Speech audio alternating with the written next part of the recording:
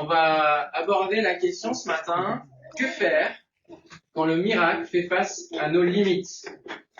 Ça vous intéresse de savoir comment faire quand il y a une possibilité de miracle, mais qu'il n'est pas encore réalisable parce qu'il y a des limites, nos limites, qui le bloquent.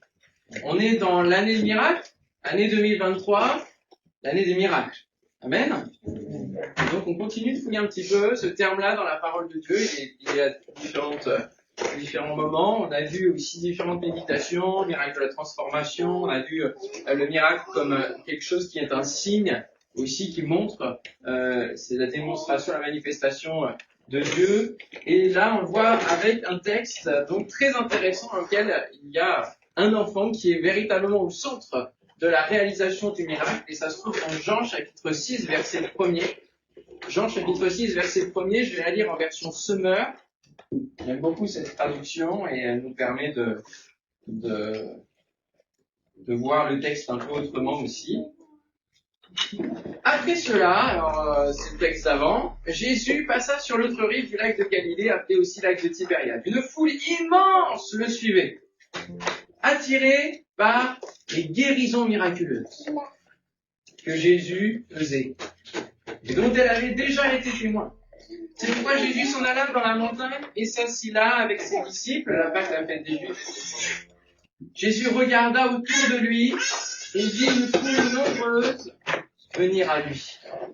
Alors il demanda à Philippe, attention, une question très importante. Où pourrions-nous acheter assez de pain pour nourrir tout ce monde? Il ne lui posait cette question que pour voir ce qu'il allait répondre, car en réalité, il savait déjà ce qu'il allait faire. Philippe répondit, rien que pour donner à chacun un petit morceau de pain, il faudrait au moins 200 pièces d'argent. Un autre disciple, André, frère de Simon-Pierre, lui dit, il y a ici un jeune garçon qui a 5 pains et 2 poissons. Mais qu'est-ce que cela pour tant de monde? Jésus dira, dites-leur à tous de s'asseoir, va leur ordonner. L'herbe était abondante à cet endroit et la foule s'installa donc par terre. Il y avait là environ 5000 hommes, donc vous pouvez ajouter potentiellement les mamans, potentiellement des enfants. On est aux alentours à peu près à 10 000 personnes, véritablement. Entre 10 et 15. Jésus prit alors les pains, remercia Dieu, puis les fit distribuer à ceux qui avaient pris place sur l'herbe. Il leur donna aussi autant de poissons qu'ils en désiraient. Quand ils eurent tous mangé à leur faim, Jésus dit à ses disciples, ramassez les morceaux qui restent pour que rien ne soit gaspillé. Ils les ramassèrent donc et remplirent 12 paniers avec ce qui restait des 5 pains d'orge qu'on avait mangés. Lorsque tous ces gens-là virent le signe miraculeux de Jésus, ils s'écrièrent, pas de doute, cet homme est vraiment le prophète qui devait venir dans le monde. Et Jésus, sachant qu'ils allaient l'enlever de force pour le proclamer roi, se retira de nouveau tout seul dans la montagne. Amen. Alors, il y a différents versets qui vont interpeller les uns les autres, parce qu'on reçoit le texte de différentes manières. Peut-être que vous allez repartir déjà avec quelque chose qui va vous faire le fruit d'une méditation pour la semaine.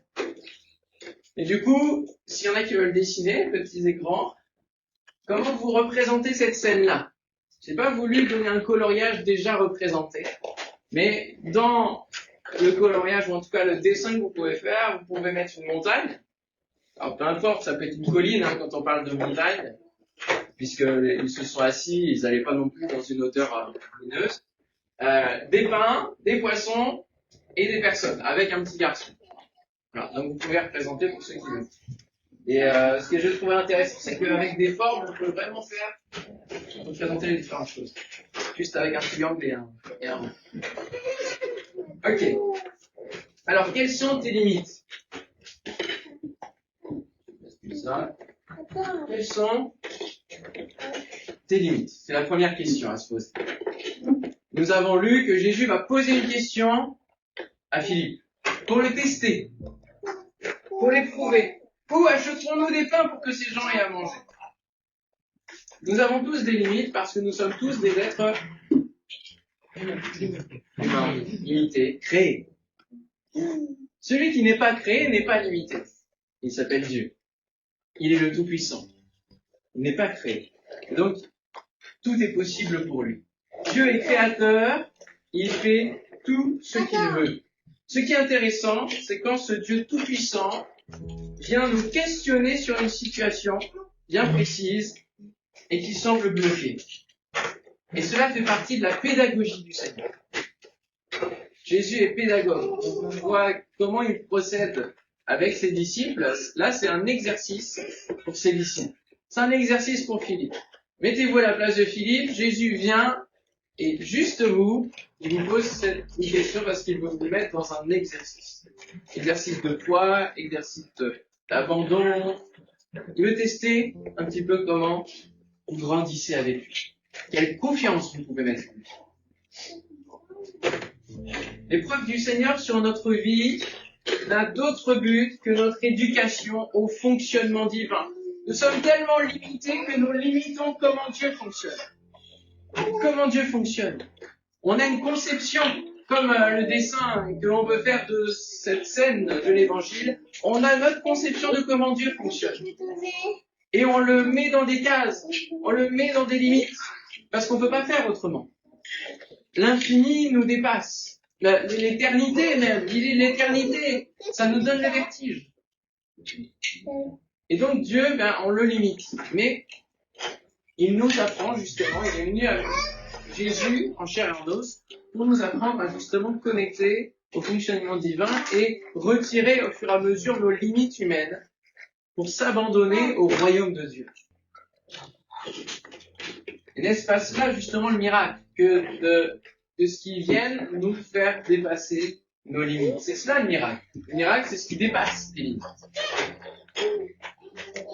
Et j'aime prendre le parallèle du parent avec l'enfant. Parfois, on aime poser des questions à nos enfants. Juste pour les tester. Par exemple, Théo, quand je te pose, quand tu me dis il n'y a plus de pâtes. Hein? Quand je dis il n'y a plus de pâtes, mince. Et que je dis mais comment on va faire? Je ne peux pas forcément vous répondre, ou elle arrive à me dire t'as qu'à en faire d'autres. Mais moi, peut-être que je sais que dans la cuisine, il y a encore du reste de pâtes et que je peux lui en donner aussitôt, en fait. Vous voyez, mais on va juste questionner pour le stimuler, puis pour voir si, justement, au niveau de la réflexion, des solutions, est-ce qu'il peut en trouver? Et ça fait partie de l'éducation. Ça fait partie d'une mise en responsabilité aussi. Là, Jésus, il va déléguer une responsabilité. Il va dire, je délègue ma responsabilité. Allez, où est-ce que tu peux acheter les pommes? Peut-être que Philippe était, parmi les disciples, l'un des gestionnaires de la nourriture. Et que c'était justement à lui qu'il posait la question, parce que Philippe était tellement habitué aux commerçants à aller voir, à ceux qui faisaient des bons prix, était habitué à aller gérer la nourriture pour les disciples et pour les jours à venir. Vous avez peut-être vu dans The Chosen. Est-ce que vous avez regardé The Chosen? Il y en a qui s'occupent spécialement justement des vivres et de savoir un petit peu dans combien de jours on peut vivre avec ce qu'on a. Et là, peut-être que Philippe était un des gestionnaires. C'est une supposition. Et bien là, justement, il va lui dire, alors, là, c'est plus juste les disciples, c'est une foule de 10 000 personnes. Comment tu fais? Et là, ça fait partie de l'éducation.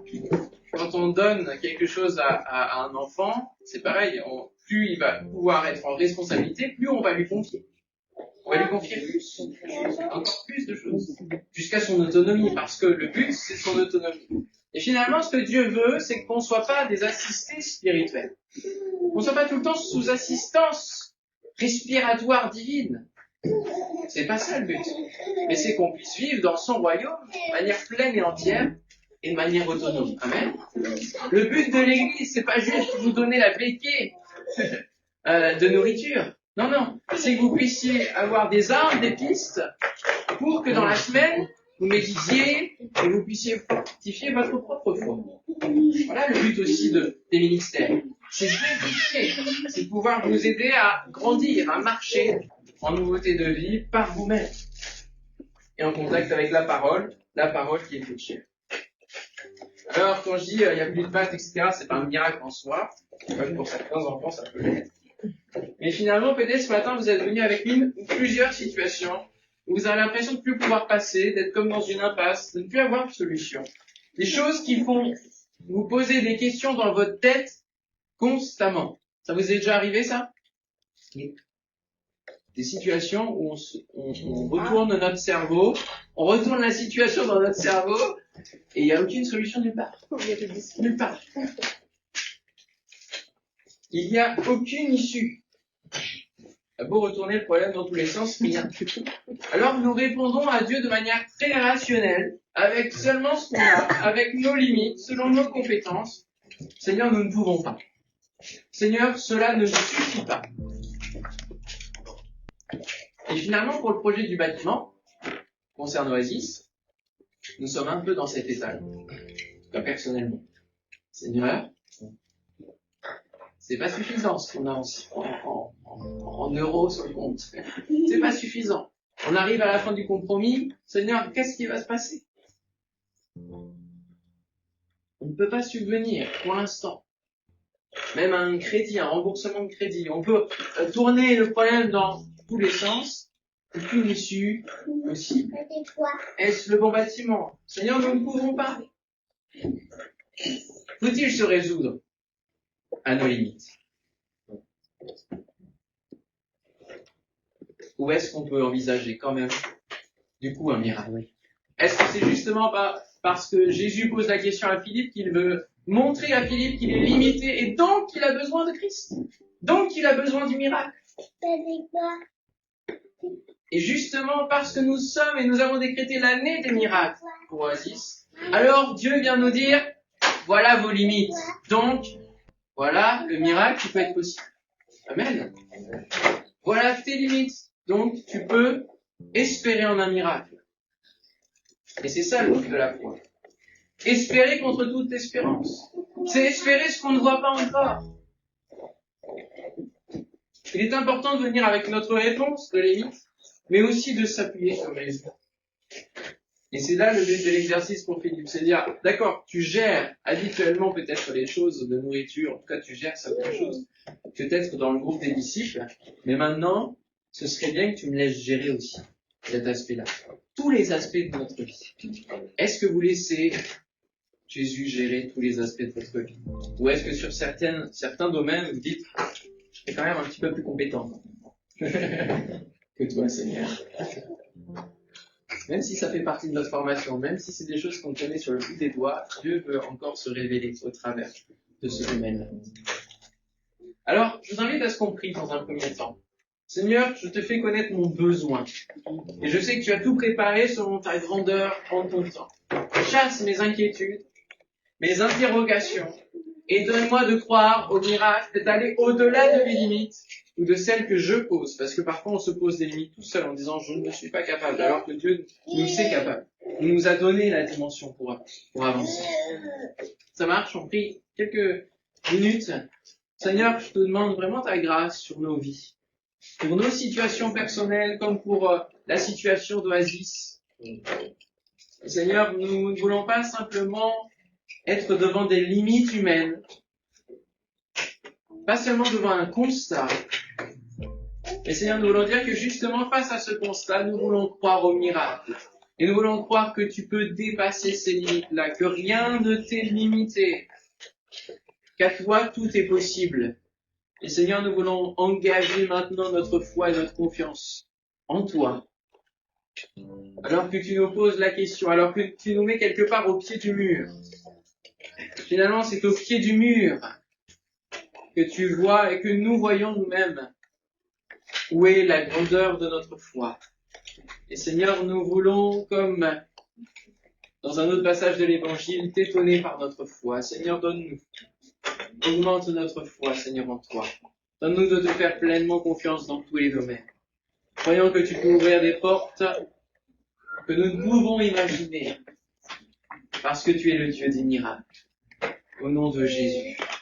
Merci, Père, de chasser des inquiétudes, des interrogations.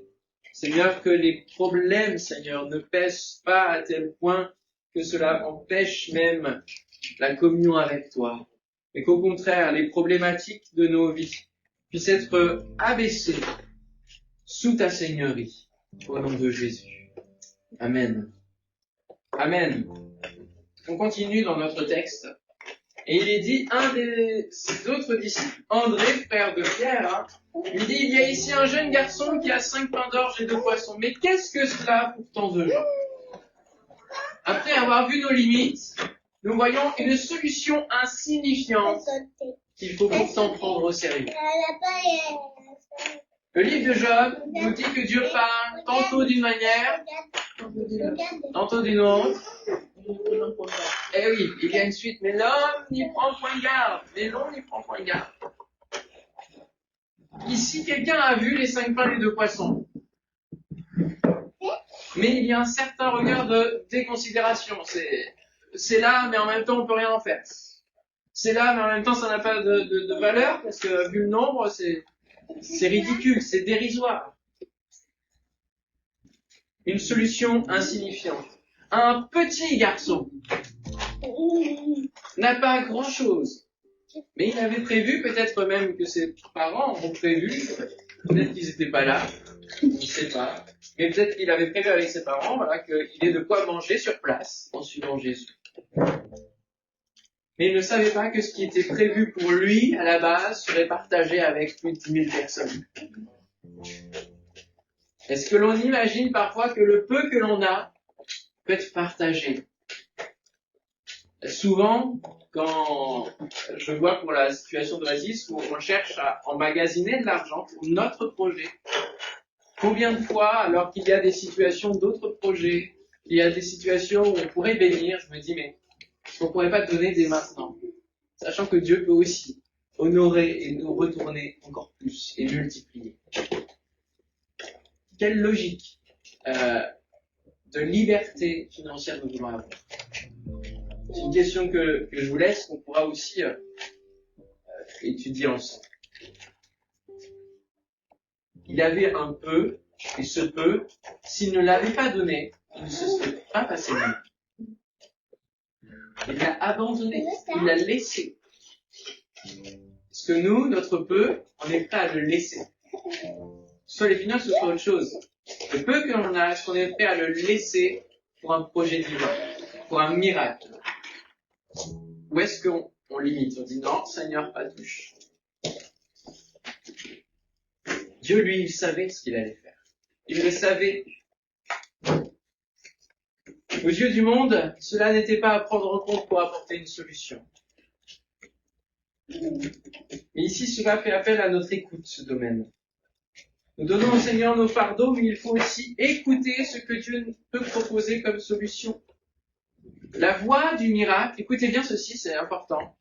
Le miracle peut être significatif parce qu'il est visible. Mais la voie qui mène au miracle, elle est souvent très discrète. Elle est souvent très discrète, insignifiante. Elle ne tape pas à l'œil. Cela peut venir des tout petits, comme on le voit dans ce texte, d'un enfant. C'est lui qui va être à l'origine de la possibilité du miracle. Peut-être que dans votre famille, vous allez avoir des problématiques qui vont venir. Et la clé pour qu'il y ait une résolution de cette problématique, pour qu'il y ait un miracle, ça va être au travers de vos enfants. Et donc, il ne faut pas prendre à la légère ce que votre enfant peut vivre spirituellement, mais déjà l'éduquer. Et c'est pour ça aussi qu'en Église, on va de plus en plus les prendre en compte dans les cultes. Parce qu'ils ont besoin d'entendre cette parole. Parce qu'ils ont besoin d'être là avec nous. Ils ont besoin de voir que la famille en entier se réunit autour de la parole de Dieu. Amen. Et qu'ils ont des choses à vivre, aussi dans le Saint-Esprit. Ils peuvent être utilisés par le Saint-Esprit. Alléluia. Pour donner un don spirituel, pour apporter une solution, et nous étonner, et remettre un petit peu en question aussi notre propre foi. Ne méprise pas ce que ton enfant peut vivre spirituellement, ne méprise pas ce que peut dire un inconverti, il peut être utilisé par Dieu pour te parler. Moi, parmi l'ensemble de confirmations qui m'a amené au ministère, c'est passé par mon professeur de littérature au lycée. Dieu est au ciel et il fait tout ce qu'il veut. Proverbe 4.10 nous dit, écoute mon fils et reçois mes paroles et les années de ta vie se multiplieront. On est dans la multiplication là. Multiplication des pains, multiplication des poissons, Et vous pouvez aussi multiplier le nombre de vos années de vie en écoutant et en recevant les paroles. Écoute mon fils. On revient à ce parallèle du père et de l'enfant, de l'éducation. Alors réfléchissez quelques instants sur votre situation, sur vos situations, et peut-être sur les portes, sur les solutions insignifiantes qui sont passées devant vous et que vous avez balayées d'un revers. Peut-être qu'il y a des choses que vous avez zappées, loupées. Un petit peu comme le prophète Samuel, venant dans la famille d'Isaïe pour oindre le futur roi, et qui va aller de fils en fils, considérant que celui-là c'était le bon. Celui-là c'était le bon. Non, c'était toujours pas le bon. Parce qu'il avait besoin d'écouter ce que Dieu allait lui dire, que c'était David le plus chétif, le plus petit. Parce que Dieu regarde, non pas ce qui frappe les yeux, et il regarde le cœur. Et peut-être que vous avez été une solution qui frappait les yeux, mais vous n'avez pas pris le temps d'écouter, peut-être une toute petite voix, celle de l'esprit, qui vous disait c'est par là le chemin, c'est par là l'issue. Et que vous n'avez pas considéré David, vous n'avez pas considéré cette possibilité-là. Ne prenons pas à la légère toutes les voix qui peuvent venir au-devant de nous. Notre connaissance de la parole, écoutez bien ceci, c'est important. Comment entendre justement que c'est la voix de l'esprit? Eh bien, c'est en connaissant la parole de Dieu et en étant dans la communion au Saint-Esprit que nous saurons comment discerner si c'est la voix du Saint-Esprit ou si c'est la voix de l'ennemi. Parce que oui, il y a plusieurs voix. Et il y a aussi la voix de l'ennemi qui vient nous piéger. Et faire en sorte que la situation dans laquelle on est s'empire. Et parfois, il va nous mettre quelque chose de très visible pour nous emmener dans son piège. La connaissance de la parole, la communion au Saint-Esprit vont déjà nous éclairer et nous faire le tri sur si c'est en accord avec la volonté générale de Dieu ou si c'est plus de l'ordre du piège de l'ennemi. Parfois, on explorera toutes les possibilités issues et on apprendra sans se faire avoir les prochaines fois. Troisième élément de ce texte qui est important, obéir malgré tout. Jésus ne va pas répondre à la question d'André en disant qu'est-ce que c'est pour tout ce monde. Ah, c'est 5 pains, c'est 2 poissons, qu'est-ce que c'est pour tout ce monde-là? Il ne va pas répondre non plus à Philippe. Il va dire une seule chose, faites-les asseoir. Faites-les asseoir. Lorsque nous avons discerné une parole de la part du Seigneur, une indication, une voix, alors prenons-la en compte jusqu'à ce qu'elle révèle le miracle. Amen. Il ne faut pas lâcher cette parole-là, il ne faut pas lâcher le temps d'obéissance tant que la parole n'est pas accomplie, tant que le miracle n'est pas révélé. Jésus donne un ordre sans dire ce qu'il va faire, ni répondre à la question d'André. Et c'est là que c'est important d'obéir. Et parfois, quand on a une indication de la part du Seigneur, on vient le prier et on vient demander des choses et on a l'impression qu'il ne répond pas. Ça vous arrive aussi, ça? L'impression qu'il ne répond pas. Et on se dit, mais pourquoi, Seigneur, tu réponds pas? Je suis en panade, là. Sauf qu'il nous a donné une parole à mettre en pratique. Et tant qu'on l'a pas mise en pratique, en fait, il se tait. On revient au principe éducatif. Tant que mon fils n'a pas obéi, que ma fille n'a pas obéi à ce que je lui ai demandé, je ne répondrai à aucune autre de ses demandes. Parce que c'est important de faire les choses les unes après les autres.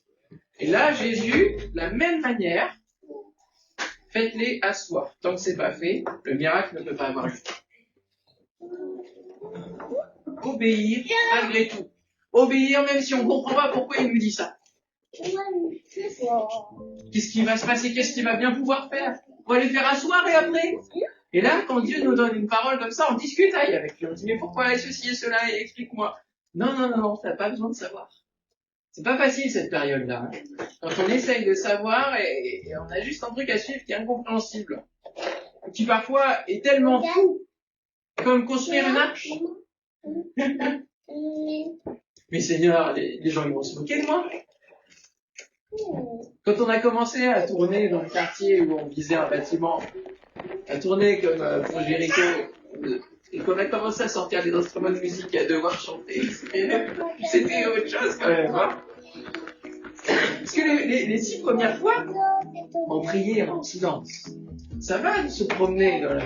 Mais quand on commence à sortir des instruments et qu'on commence à devoir chanter, là, c'est plus compliqué. Hein. Non, c'est la wiki qui gratte. Des choses folles. Des choses folles. Je nous le demande parfois. Abraham, va livrer ton fils. Mais Seigneur, c'est incompréhensible. Ça, c'est forcément la voix de l'ennemi qui me demande ça. Mais c'était Dieu. Obéir malgré tout. Jacob, retourne dans ta famille. Va voir ton frère avec qui tu t'es brouillé il y a des années. Seigneur, c'est pas possible, je peux pas. C'est impossible pour moi. Ouais, mais tant que ça c'est pas fait, rien ne bougera. Parce que le principe, c'est éduquer. Amen? À moins de Amen, là. Ah. Jésus attend l'obéissance. Faites-les asseoir. C'est très symbolique, cette phrase. Pour des problématiques, des situations, nous avons besoin de faire asseoir les différents discours qui peuvent avoir lieu. La foule qui est là, et qui vient, c'est un peu la foule des problématiques. Vous savez, il y en a toujours une, et puis il y en a toujours d'autres qui suivent derrière ou qui viennent en même temps. La foule des problématiques, la foule des épreuves qui arrivent. On a besoin de les faire asseoir. Et c'est ce que je priais tout à l'heure. Les soumettre à la Seigneurie de Christ. On a besoin de faire asseoir tous les blablas, tous les débats, tout le semblant de zizanie, tout le désordre de nos vies. On a besoin de le faire asseoir. Et de le mettre sous la Seigneurie de Christ. Faire asseoir au pied du Maître pour pouvoir voir le miracle. Imaginez, ils sont tous debout là, etc. Et puis là, ils discutent, et puis il y a les 5 pains, il y a les 2 poissons, Jésus multiplie, puis tiens, on se partage des pains et des poissons. Est-ce que vous pensez que les gens auraient vu le miracle? Non, ils étaient en train de parler, de discuter, bah tiens, il y a des pains qui arrivent, il y a des poissons qui arrivent. Là, en faisant asseoir tout le monde est dans l'attente de ce qui va se passer. Tout le monde est dans l'attente, et pourquoi on vous demande de se faire asseoir? Taisez-vous, restez assis. Et là, Jésus va pouvoir finalement être élevé, un petit peu comme à la croix. Il y a aussi le côté d'être au-dessus, de pouvoir rendre grâce à son Père, d'avoir cette connexion, toujours ce modèle entre le Fils et le Père, et de partager et de produire le miracle, et que la source soit bien dégagée, soit bien visible, pour que le miracle ait une ampleur telle qu'on arrive à la conclusion. Ces gens, ayant vu le miracle que Jésus avait fait, disaient, celui-ci est vraiment le prophète qui doit venir dans le monde. Donc voilà la conclusion. Voilà le produit. Parce que si on fait face à nos limites, que l'on apprend à faire confiance en Jésus pleinement, dans tous les domaines de notre vie, que l'on apprend à écouter la solution qui pourrait être insignifiante à nos yeux, mais qui est la voix de l'Esprit, la voix du Seigneur et l'indication, et qu'on y obéit malgré tout, eh bien on peut vivre un miracle qui va avoir un impact au-delà de notre propre vie. Amen. Mais qui va bénir, un miracle qui va se multiplier. C'est pas seulement qu'il a nourri les disciples, c'est qu'il a nourri une foule tout entière, il a pu nourrir tout le monde et il en restait. Donc il pourrait y avoir encore plein d'autres personnes. C'est comme pour les vases dans l'Ancien Testament. Il n'y avait plus de vases, donc lui il s'est arrêté de couler. Le miracle s'est arrêté parce qu'il n'y avait plus de contenant. Mais s'il y avait eu 20 000, 30 000, 100, la terre entière, il aurait fourni. Alléluia. Il aurait multiplié. Parce que c'est la splendeur du miracle qui compte et surtout la gloire de Dieu qui multiplie.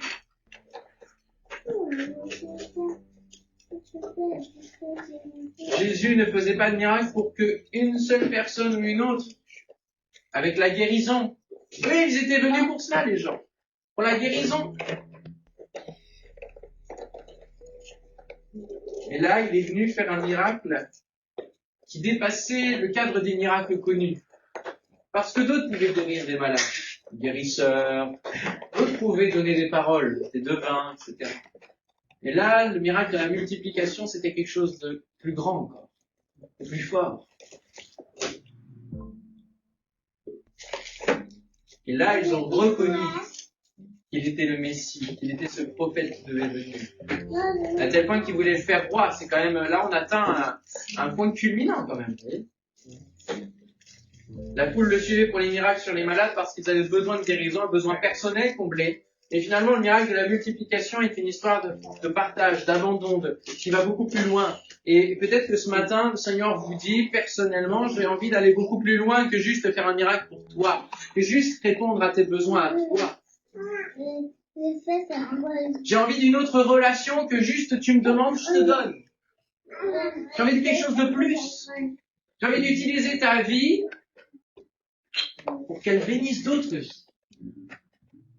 Pour que tu sois un canal de miracles et de bénédictions pour tous ceux qui t'entourent. Est-ce que tu es à ce stade-là?